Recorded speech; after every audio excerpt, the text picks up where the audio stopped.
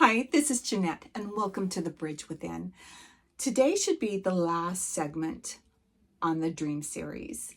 And I was really hoping that before I made this video, I would have this wonderful, uplifting, inspiring dream to share with you, but I didn't. Instead, I had this very upsetting dream. It was irritating, and it was something that I just found so unpleasant, but I feel like it was important, and it's important to share because it reminds me that we can be attacked in our dreams. So we can have our space invaded, our boundaries crossed in our dreams if we're not protected. So I've been trying to be more mindful of saying my prayers for protection as I sleep and asking for guidance. And I'm also trying to remember when I get up to do the same. I'm really working on that. Usually I just pray throughout the day, but those two I usually have not been so great about. And I think that's got to change. And the food, I've got to start praying over the food. I'm grateful in my heart, but I've got to start praying over the food too. And like I said, I'm trying to make those changes. I feel like they're important. Anyways, like I said, this dream was not very pleasant. So I used to go to this church, and it had beautiful people in it, but it was very toxic in the leadership. And when I left, I was attacked. A group of us was attacked spiritually. Our names were dragged through the mud, and it was a very painful time. It was a really hard time. But, you know, it's been years now, and I hardly ever think of them anymore. I just don't. And I learned what I needed to learn, and I've tried to let it go. But I also have noticed that you can have healings in your dreams. There's been 2 times this has happened for me. Once was the first time. I used to get, like I said before, I used to get migraines horribly. I would spend a third of my days in bed with horrible migraines. I couldn't eat. I couldn't go to the bathroom hardly on my own. It was just awful. And I asked God, I said, God, I'm going to listen today. I'm going to listen to everything you say. And I am going to listen for the answer that you give me on how I can get rid of my headaches. So I went throughout the day, and I listened for the answer on the radio, in the songs, in what the DJs were saying. I listened for the answer on the TV shows I was listening or watching. I even remember I went out to eat that day, and I was listening. I could overhear another couple's conversation, and so I was kind of listening, and I was listening for my answer in their conversation. And I did that throughout the whole day. In every conversation, in every situation, I was listening for the answer, and nothing came. Well, that night I fell asleep, and I had this weird dream. I had this dream that I need to drink walnut juice for my headaches. And I thought, oh, that's weird. And I got up and I Googled walnut juice. Where can I get walnut juice? I've never heard of such a thing. Well, the closest I could find was this black walnut tincture, which you would take a few drops and then dilute into water, and then you would drink it. Well, I thought that's probably it. And so that's what I did. And it did help. It helped a lot. It wasn't the complete answer, but it was part of the answer. It was part of what I needed. And I drank that for years, and it honestly really helped. It helped a lot. And it could be because I had parasites. You know, I ate a lot of salads, and I had a nutritionist tell me that, you know, in the United States, we have parasites here, and how we normally get them is through our salads. And so walnut, black walnut tincture is a parasite cleanse. And so I did that for years. Anyways, like I said, it helped a lot. So you can get answers for your health issues or answers for anything in your dreams. And I also think listen to the conversations, and I think that is good too. And listen, you know, for the answer everywhere, because you never know where your answers are going to come. And then another day, years later, I was taking a nap in the bed, and I had a terrible migraine. And all of a sudden, I had this dream, and I heard this Native American music, and I believe in past lives, and I had my father, who was a leader of his group of people, performing the ceremony with my husband of that life, who's now my guide. We call him Blue Feather. And they were performing a healing drumming over me. And I heard that music so loud and clear. And when that was over with, my headache just magically went away. It was amazing. So I know that we can have dreams that are healing, emotionally, physically, spiritually. I know that our dreams can heal us. So there are dreams that can heal. 2 Fridays ago, I had this dream, and the leadership were in the dream. The husband, who's a president and a minister of that church, the woman who is a minister, I think either the secretary or the treasurer, was in the church in that dream, and their daughter. And together they were trying to convince me. I was in that church, and they were I don't think I was quite inside. I was at the doorstep, and they're trying to encourage me to come in. And they're trying to pretend to be nice. And they were saying, oh, we've changed. You'll be so welcome here. Please come back. We have so much good work to do together. And I just like, no, this part of my life is done. I've learned what I needed to learn from you in this church, and I'm not coming back. And they're like, oh, no, but you've got to come in. You've got to be with us. And we promise we've changed. We're so good now. We'll be so good to you. And they went on and on and on and on. And I'm like, no. And I'm trying to tell them, please leave me alone. Leave me alone. And they won't leave me alone. And I woke up and went to the bathroom, and then came back and felt like I was going to, just slide into a slumber and sleep with the rest of the night away. But I didn't. Instead, they were still in my dreams.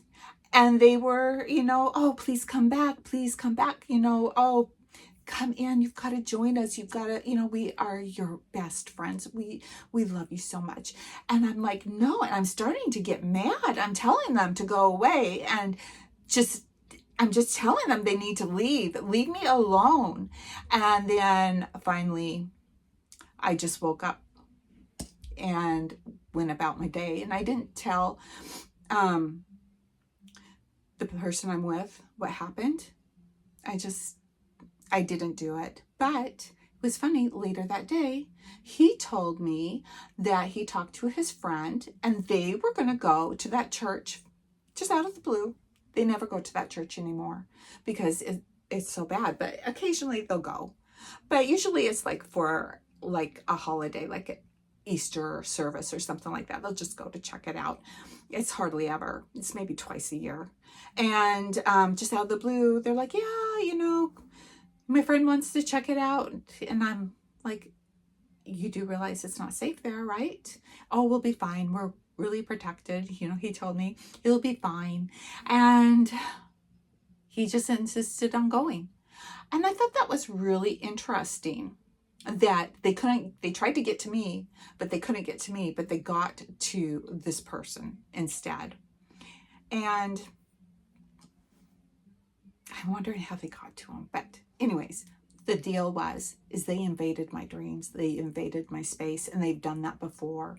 They have done that several times, have given me nightmares, and told me how no one likes me, like when I was going through it, when I was leaving the church, how no one likes me, and how I've such an awful person, and how can I do this to them and stuff. And then one of their cronies or partners in crime, she came into one of my dreams once and told me I'll never get married again.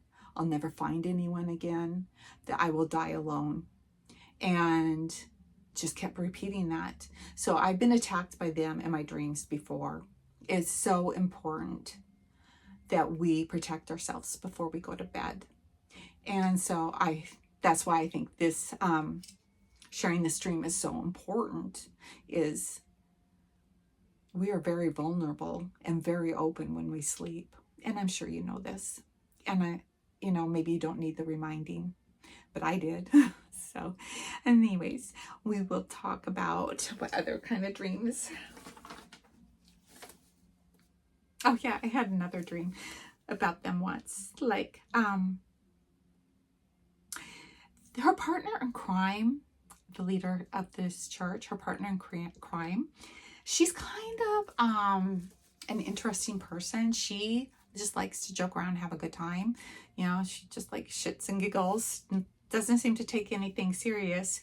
And so one afternoon I was taking a nap and I had a dream that they were both jackasses. And it's not a very nice name, mules. And they were surrounding me, and they were, they see me, and then they weren't surrounding me. We were in the same pen together, not even pen, like pasture together. I'm a human, and I recognize who they are, and I didn't want to let them go because I felt like they needed to pay for their crimes in my dream. So I grabbed them, and I couldn't grab the one. So the one that likes the shits and giggles ran off, and she jumped the fence and got away. But the other one, the leader of the church, I had her good, and she was trying to bite me, and we were going in circles. I was holding on to her, we were going in circles, and she's trying to bite me and kick at me, and I was not going to let her go for nothing. And I just held on to her until I woke up. Anyways, I don't know what that dream is about. I don't know if that was a visitation dream, like if they invaded my space or not, or if that was an empowerment dream, or maybe it was a dream telling me that what I'm hoping it is maybe the one that likes the shits and giggles is just gonna get away with it. She's already moved off state, and the one that is still in the church, hopefully, will get what's coming to her, because she has done a lot of damage, and I have witnessed her spiritually abuse a lot of people, and I'm not the only one that has noticed that. Anyways, and there are also dreams that empower. I was recently talking to a friend, probably like 6 months ago, and she was telling me how she has been having these dreams where she's flying, and how wonderful it is, how free she feels, how happy and joyful. And it's just wonderful, she says, to just have these dreams where she is flying. And it has really made a difference to her this year. It has really helped her overcome so many difficulties in her life. And it reminded me of when I was working a job, that during the time when that church was picking on me, I'll tell you everything when I left that church, because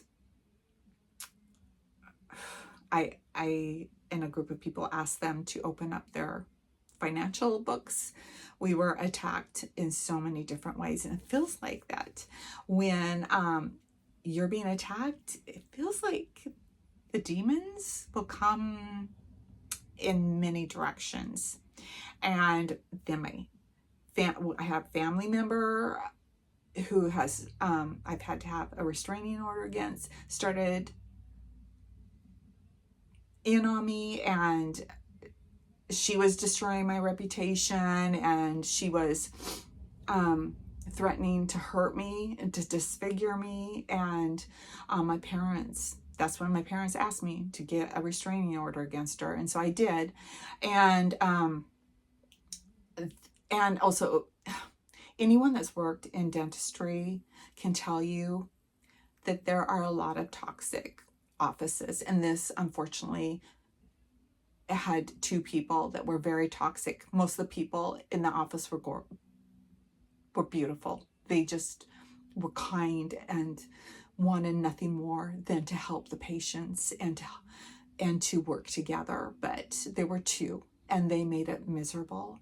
And so I was attacked on that front too. So I was attacked, and the person I was living with was really not that nice to me at the time either. He was getting really frustrated with me, and I felt like I had no sacred space where I felt peace. I felt like my work life, my home life, my family life, and my spiritual, life. I had no spirit, no church to go to anymore. I felt like I had been attacked on so many levels, and I felt like I had lost everything. And I do remember, though, one night while I was in that situation, I had a dream where I was floating, and I would just jump up and float where I wanted to go. And it was so fun and so freeing. I wasn't flying like Superman, but I was floating in the office that I was working at. I just float over to here and then float over to there, and it was lovely, and it felt so real. In fact, it felt so real, I went and talked to Nicholas and told him about it. And he says, yes, I think you traveled somewhere, and that's you were really doing that in your spiritual body. You were floating. It's something that we can do when our DNA all comes together. It is something that is in our DNA that we can do. It's just been shut off. And so that is something I am hoping soon that our DNA will come back online, because we only have like 2 or 3 strands that are working out of how many strands? They call the other strands junk DNA. They're not junk. They're just offline right now. So when those go online, I think we're going to be able to float and fly, and it's going to be so much fun. I can't wait for it. And then it just won't be a dream. It'll be real. And last, I must have a guide that likes to speak to me through songs. For the longest time, I would wake up with songs in my mind. I could hear them clear as day. And it happened so often that eventually I started looking up the lyrics to these songs. And some of the songs, I really didn't know the name to them. So I would just kind of go by, the lyrics that I can remember. And then I'd find the song and I'd read the lyrics to see if the lyrics meant anything, if there was a message in the lyrics. And I think more often than not that this guide used music, happy, uplifting music, to wake me up so I could start my day on the right foot. And so I think sometimes, a lot of times our guides, they just try to help us feel better through our dreams. And there's another time that music came through, and it did come through with a message in a dream. I was dreaming I was up on the mountain peaks. I don't know what mountain, but it was high up. I was all alone. And I was not dressed that well, but I wasn't cold, but I was lost. And it was starting to, become dusk. So I was getting a little nervous, and I was going around in a circle, and I was up on the very top of this mountain. And I called my friend Mark, who's a spiritual giant, and I told him, I'm lost, Mark. I don't know how to get down. He told me everything's going to be fine. And then we started talking about spiritual things. And then all of a sudden, the clouds parted, and the sun, how the sunbeams, they look like they're separate. Sunbeams shined down in front of me, and the heavens opened, and the angels started singing the Peter Townsend song, Let My Love Open the Door. And I'll try to leave the lyrics down below. And I encourage you to look the song up. It was a great hit in the 1980s. It's lovely. It's fun. I always thought it meant something else, But at the time when the angels were singing, I knew that they were talking about God's love. I thought, oh, that's weird. They would use that song, this pop song, to, express God's love to me. But it was beautiful, and it was joyful, and it was meaningful. And then I decided to look up the history of the song to see what Pete, does he go by Peter or Pete? Peter Townsend. Yeah, Peter Townsend. To see what Peter Townsend may have said about the inspiration of the song, Let My Love Open the Door. And he did indeed say it was a song that he was writing. At this time, he's going through a spiritual awakening. And he wanted to write this song about the power of God's divine love. And he really wanted it to be meaningful, as meaningful to him as God's love is.